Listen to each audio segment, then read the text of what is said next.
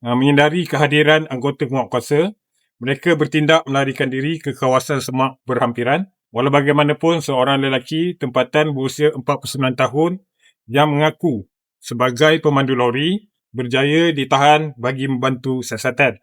Pemeriksaan lanjut mendapati lori berkenaan membawa 600 kotak minyak masak paket bersubsidi melibatkan 10,200 kilogram minyak masak paket 1 kilogram yang dipercayai akan diseludup ke negara jiran.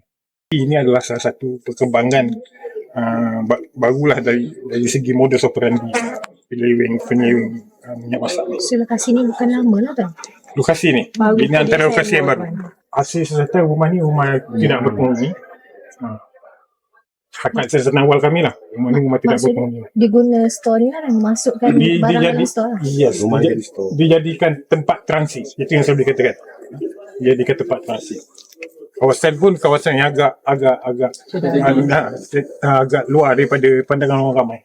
Dan nilai rampasan nilai masak paket bersubsidi dianggarkan sebanyak RM25,500, manakala nilai keseluruhan sitaan termasuk kenderaan dianggarkan berjumlah RM110,500 Malaysia. Kes ini kita akan siasat di bawah Akta Kawalan Bekalan 1961 kerana disyaki memiliki dan cuba menyeleweng barang kawalan bersubsidi tanpa kebenaran yang sah.